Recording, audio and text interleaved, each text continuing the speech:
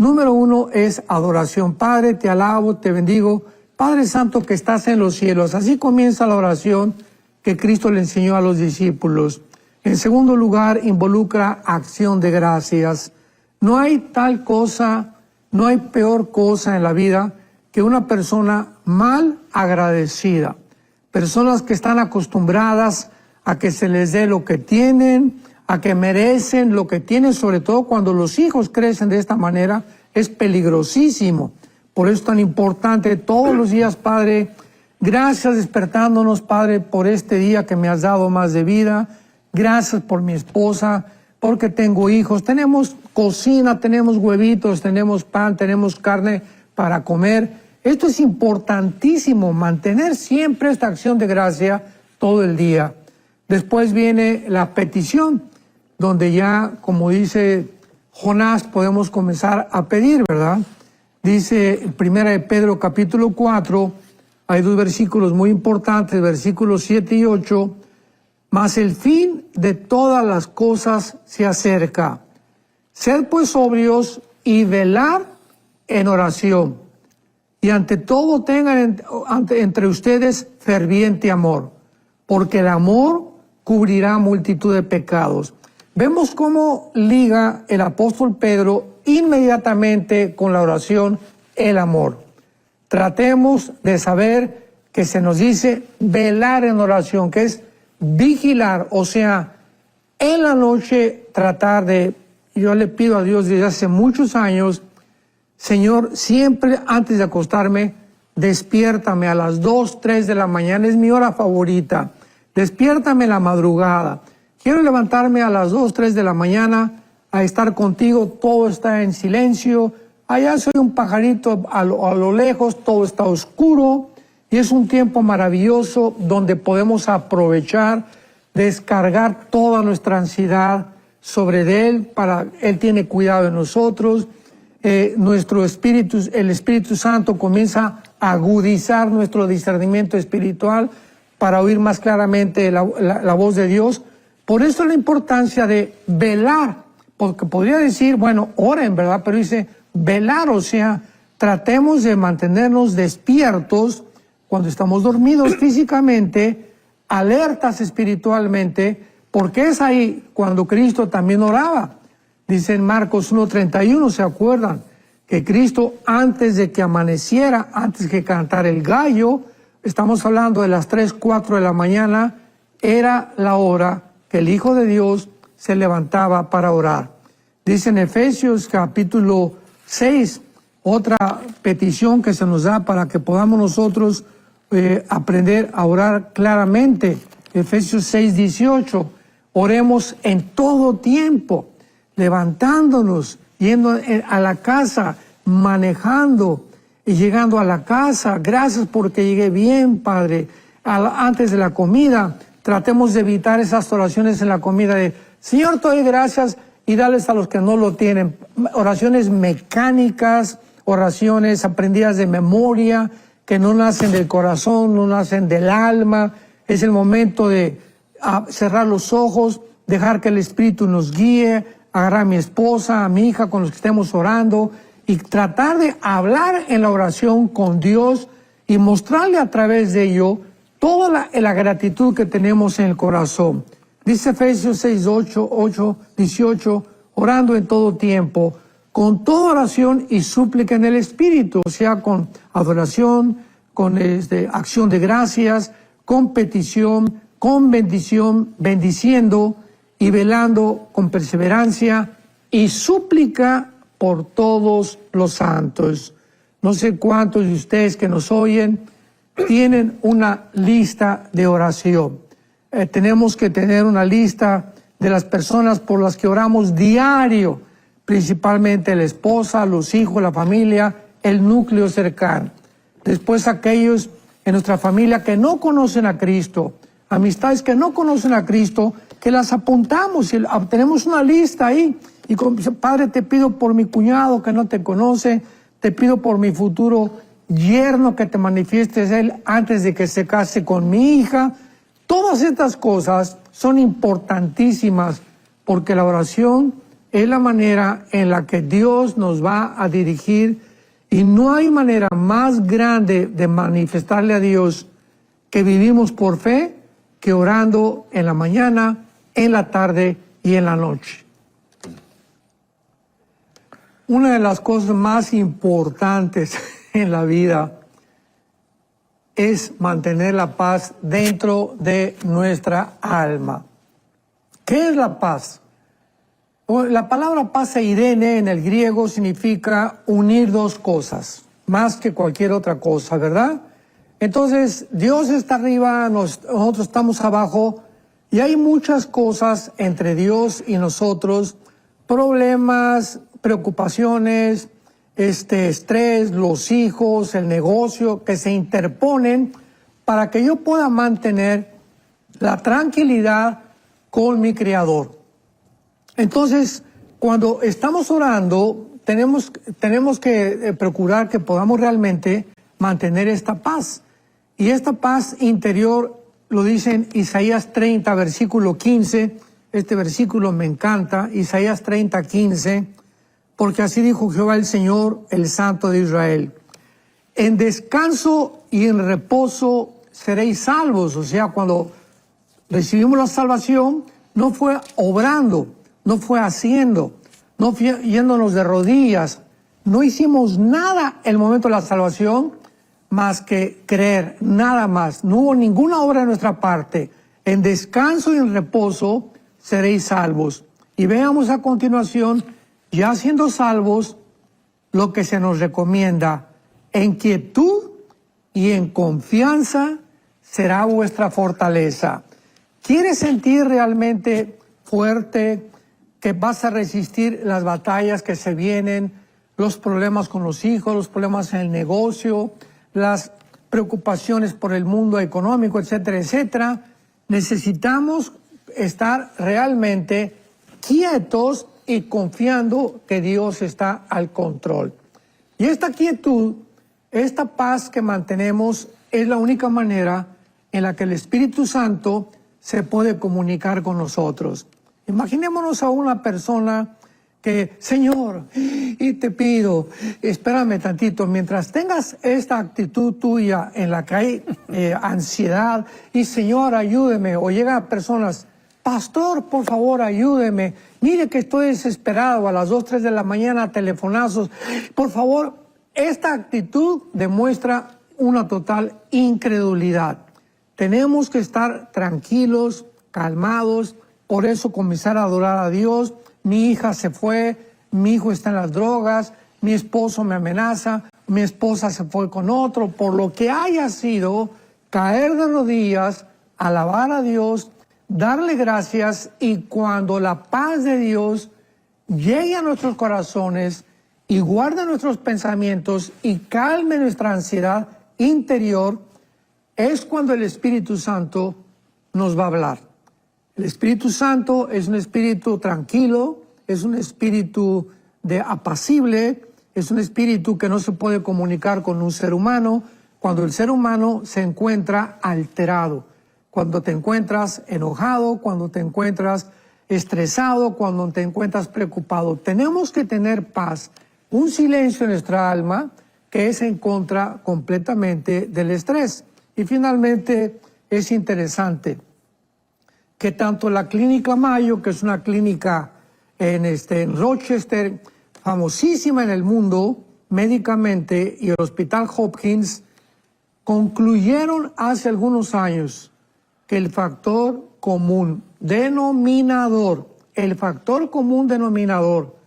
que causa todos los problemas mentales como físicos es el estrés. Y el estrés es la enfermedad del siglo XXI.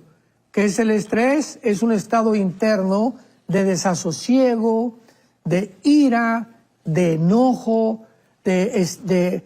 me falta la paz, preocupado, llego a la casa y no me grites y quítame esto y el otro. Ese estado es algo que está afectando no solamente tu mente, sino también tu sistema cardiovascular, cardiopulmonar. gastrointestinal, todo tu cuerpo físico, y ese estrés es precisamente lo que Dios hace 2000 años nos dio la medicina. Mi paz les dejo, mi paz les doy. Hace 2000 años Dios se adelanta a la medicina del siglo XXI para decirnos que precisamente esta enfermedad iba a poblar y a permear la capacidad del ser humano para pensar adecuadamente, porque bajo el estrés es imposible tomar decisiones racionales, y la paz de Dios, que sobrepasa todo entendimiento, guardará nuestros pensamientos y nuestro corazón en Cristo Jesús. El misterio de la oración, el misterio de la oración. Si nosotros pudiésemos en este momento escoger cuál es el ejercicio espiritual más importante, más profundo, más misterioso, más mal comprendido y el más poderoso de la vida de un hijo y de una hija de Dios, podríamos de una forma inequívoca e indubitable contestar: la oración. No existe nada más común entre los seres humanos, ni tampoco una actividad humana universal y sin embargo más misteriosa al mismo tiempo y más mal comprendida que la oración. Quiero decirles que en esta serie nos vamos a sumergir profundamente, pero profundamente en la Biblia. Y si tú tal vez no tengas un nivel de madurez muy grande como cristiano y eres cristiano nuevo, te recomiendo que oigas estas conferencias dentro de 3 o 4 años otra vez. Y te van a bendecir y las vas a ir comprendiendo a través de tu vida cristiana. O sea que vamos a compartir un alimento bastante grueso, como dicen los jóvenes, bastante carnoso, bastante profundo, donde va a requerir que vengamos aquí los jueves o cuando tengamos este estudio bien orados.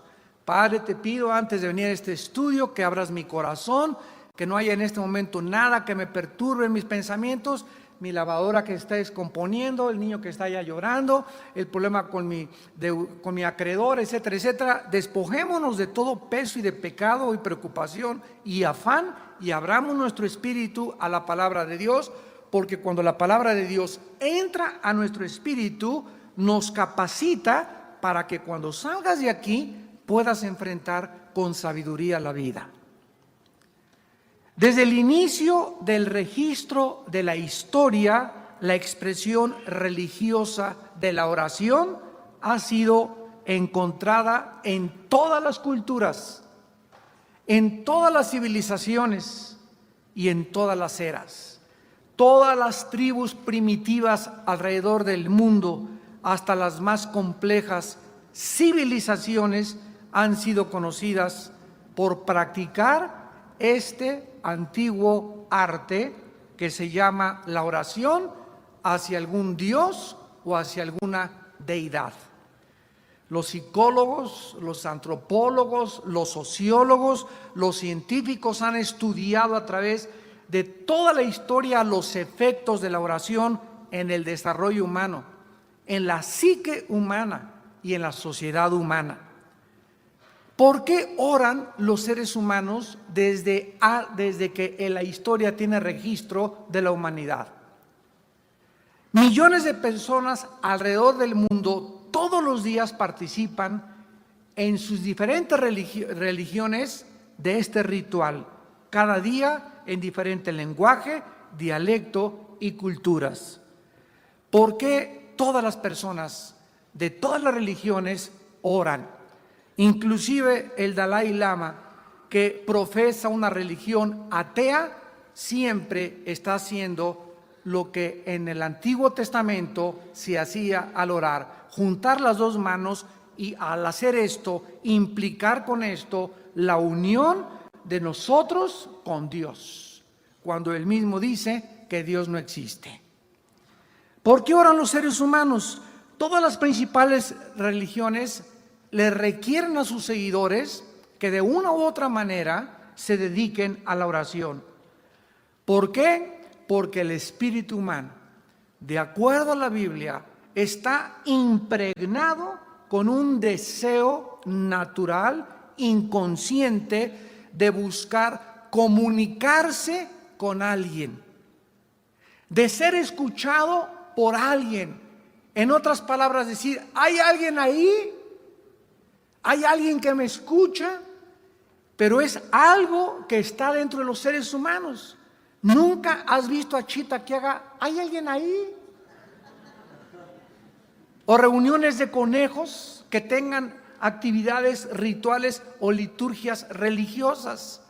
Solamente el ser humano es el único, lo vamos a ver a continuación, que ha recibido en su espíritu, aunque estamos separados de Dios desde el nacimiento por el pecado, el ser humano está dentro de él, impregnado de la eternidad. Dice en Eclesiastés 4 el rey Salomón, pusiste en el alma la eternidad. Esta es la razón de la incorregible manifestación religiosa del ser humano desde el principio de la creación. Repito, todas las culturas, todas las tribus, todas las sociedades, todas las civilizaciones se han caracterizado por ser altamente religiosas. Existe un misterio en la oración que el ser humano aún no ha comprendido. Así es.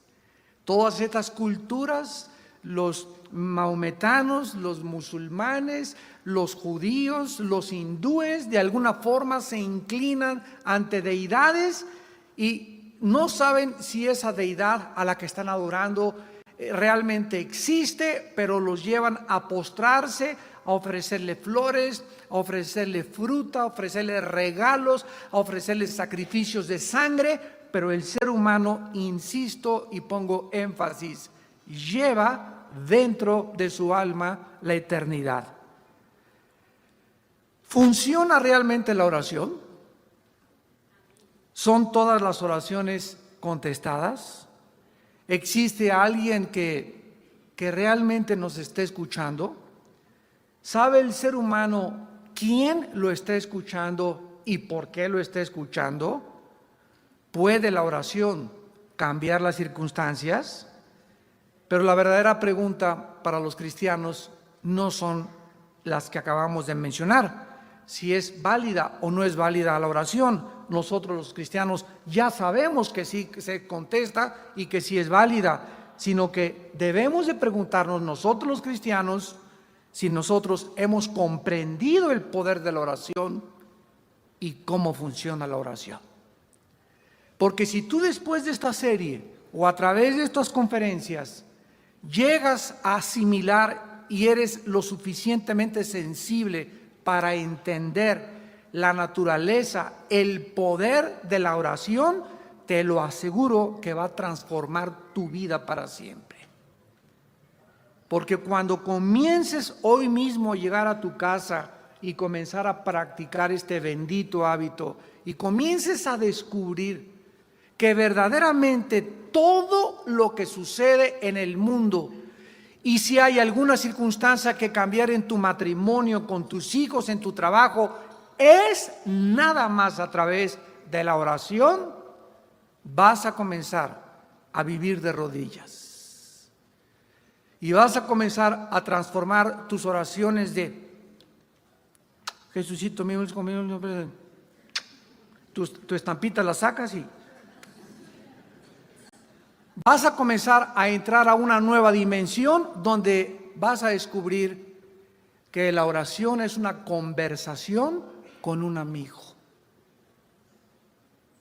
Dios es nuestro amigo, como lo vamos a ver, es nuestro Dios, nuestro Señor, pero Cristo les dijo a sus discípulos, ya no los llamaré siervos, los llamaré amigos. Abraham fue llamado el amigo de Dios. Enoc, que es el único hombre en el Antiguo Testamento junto con Elías que fueron raptados en vida, se le llamó el amigo de Dios porque caminaba con Dios.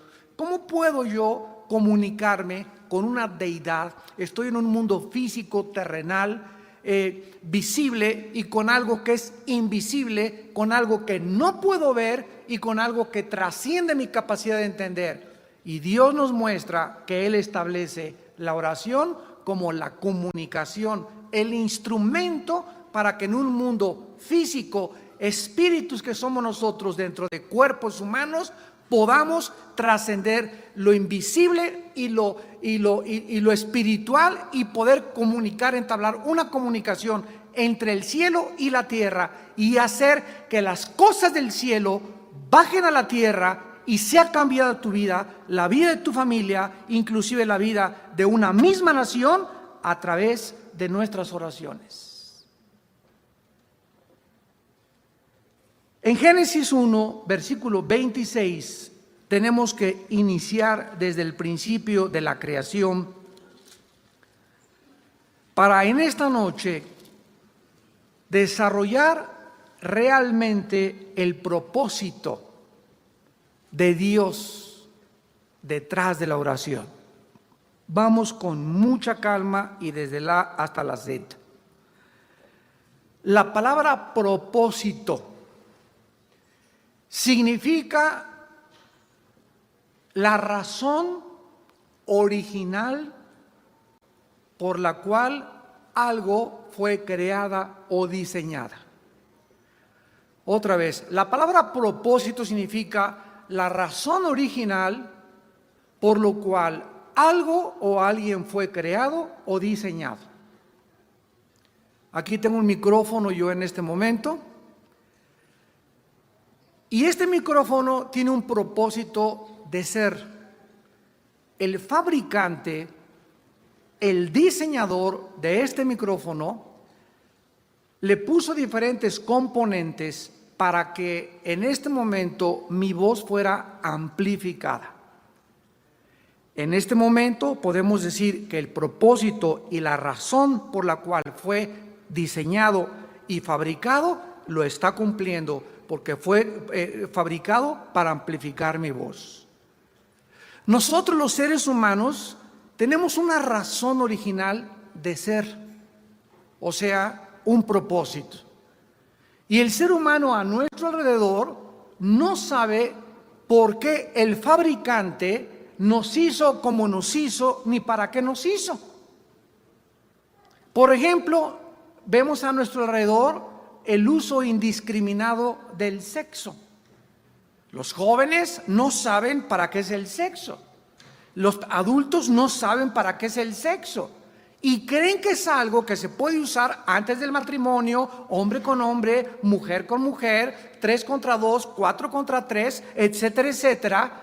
Y de esta forma perdemos la validez del Creador hacia algo que es lo más bello que hizo para una relación matrimonial. Entonces, cuando una persona descubre para qué fue creado el sexo, y venimos a la Biblia y vemos el propósito, o sea, ¿qué es el propósito? La razón original por la cual algo fue creado y diseñado. Cuando yo entiendo la razón original por lo que algo fue creado, este micrófono no lo voy a usar para mover la sopa. Porque no fue diseñado para mover la sopa, ni para comer, fue diseñado para amplificar mi voz. Entonces tenemos que descubrir el propósito detrás de todo lo que Dios creó para poder apreciarlo, comprenderlo y explotar su potencial. En Génesis 1:26 nosotros encontramos la prioridad del plan principal, que es la redención desde el principio de la Biblia hasta el final de la Biblia, para la creación del ser humano. Entonces dijo Dios: hagamos al hombre a nuestra imagen. Observen por primera vez en la Biblia la primera oración. Hagamos. Dios está hablando con Él mismo. ¿Ya lo observaste? Al decir hagamos, aquí no se está dirigiendo a los ángeles, ni a los querubines, ni a los serafines. Dios se está hablando a sí mismo. Vemos aquí la primera pluralidad de la deidad de Elohim, donde está el Padre y está el Espíritu Santo, y entre ellos hay una conversación, que es la oración. Es una conversación, es una comunicación, tanto entre los seres espirituales como entre los seres físicos, con su creador y con su fabricante. Entonces, en la primera comunicación que encontramos en la Biblia de la Trinidad, vemos nosotros que entre ellos había una concordancia, una armonía para la creación que ellos iban a hacer. Hagamos al hombre a nuestra imagen, conforme a nuestra semejanza. La Biblia dice en Juan 4:24 que Dios es espíritu. Y para que alguien aquí abajo, en este planeta, pueda comunicarse con Él, necesita la comunicación ser a través de un alambre especial, de un instrumento, de un medio para poder hacer contacto con Dios. Como Él es espíritu, solo mi espíritu lo puede tocar. Vamos a ver en la próxima clase cómo Adán y Eva caminaban y hacían contacto con la deidad, con Elohim, a través del espíritu. Algo pasó, lo vamos a ver después, que el espíritu humano se separó de Dios y quedamos aislados del mundo invisible y del mundo espiritual. Se rompió la comunicación con Dios hasta que Dios comenzó a tratar mediante Abraham, formar un pueblo para volver otra vez y restablecer la comunicación con el pueblo que Dios siempre ha anhelado tener para él. Dice Génesis 1:26 que Dios nos hace a su imagen y semejanza. ¿Qué significa esto? ¿Significa que Dios tiene cuerpo? No. Nosotros somos espíritus dentro de cuerpos humanos. Dios es un espíritu y no tiene cuerpo humano. Por eso Dios no puede bajar en su esencia aquí a la tierra, y para que Dios bajara aquí a la tierra, hubo la necesidad de que Él se metiera en un cuerpo humano para funcionar bajo las leyes del planeta Tierra. Dios ha creado leyes y Él mismo se somete a las leyes, porque la misma palabra de Dios, escúchame con mucho cuidado, está arriba de Dios mismo, como lo vamos a ver a continuación. Todo lo que Dios ha hecho, Dios lo respeta. Dios ha hecho leyes morales, leyes físicas, y Dios respeta sus leyes. Y Dios puede en cualquier momento, ¿verdad?, establecer los principios que necesitamos para someternos a su deidad, bajo la restricción de que nosotros tengamos de la obediencia a sus leyes. La imagen y la semejanza de Dios significa atributos morales y espirituales. Vuelvo a repetir, atributos morales y espirituales. ¿Qué significa esto? Que Dios nos ha creado con la capacidad de comunicarnos con Él, porque Él es espíritu. Ningún animal tiene esta capacidad. Una vez le pregunté a un maestro de una universidad, ¿usted sabe, o alguien le podría, pregúntale al Dalai Lama a ver si sabe, ¿cuál es la diferencia entre los hombres y los animales? Unos me dijeron la cola, la crin como los caballos, pues que el ser humano es el único que camina en dos piernas. Y les digo, ningún libro, ninguna religión te contesta esta pregunta más que la Biblia, porque el fabricante es el único que sabe la diferencia entre nosotros y los animales.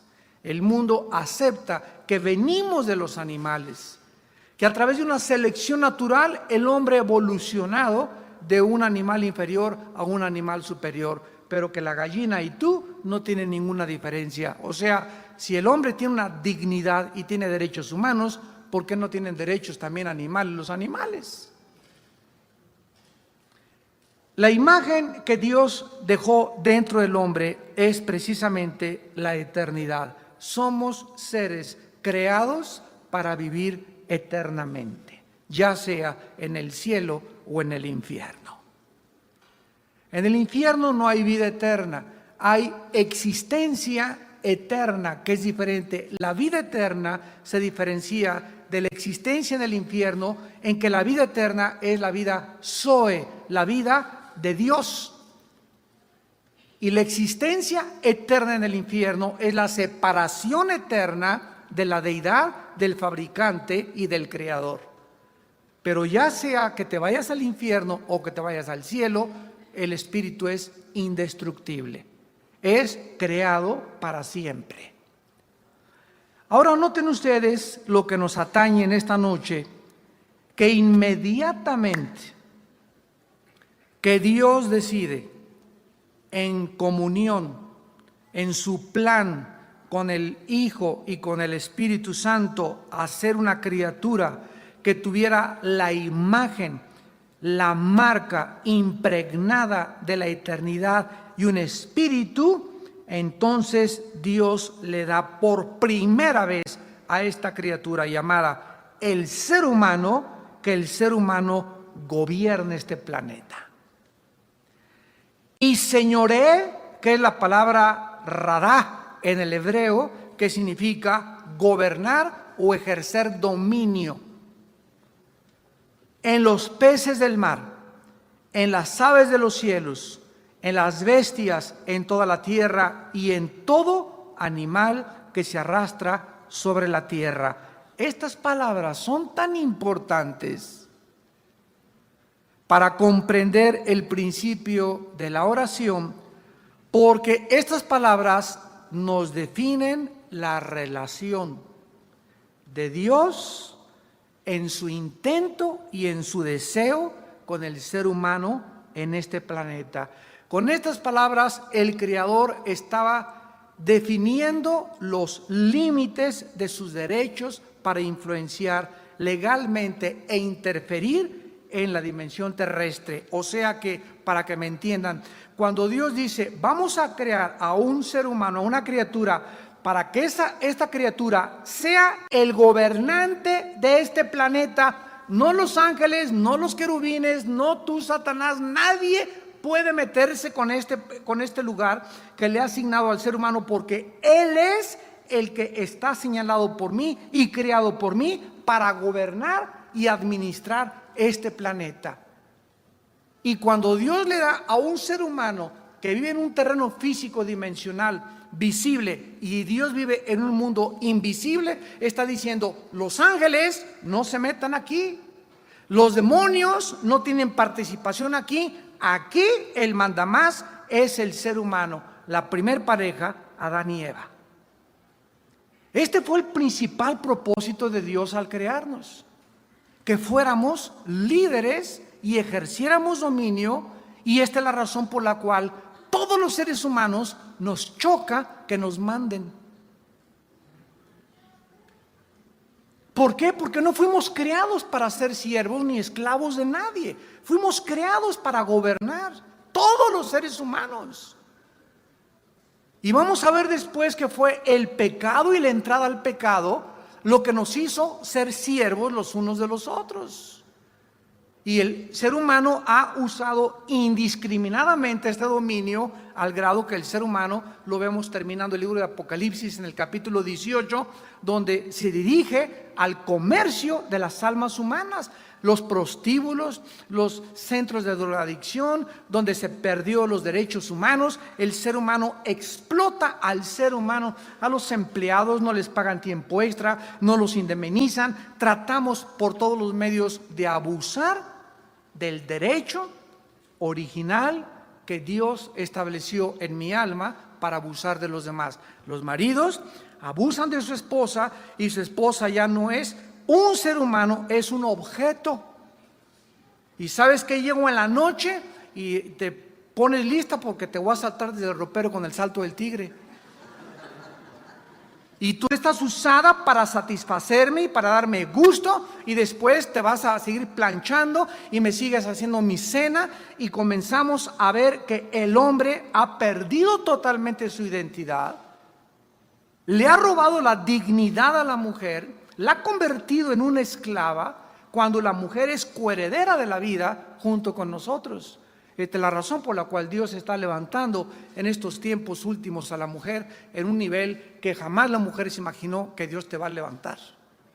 Y le está devolviendo su identidad y le está devolviendo su dignidad. ¿Por qué? Porque el hombre, el macho, el varón, ha abusado de este derecho original de gobernar. El pecado nos ha convertido no en gobernantes, sino en dictadores. Ahora muy bien, veamos nosotros por qué es importante entonces estas palabras de Génesis 1:26. Número 1, el propósito de Dios es más importante que nuestros planes personales.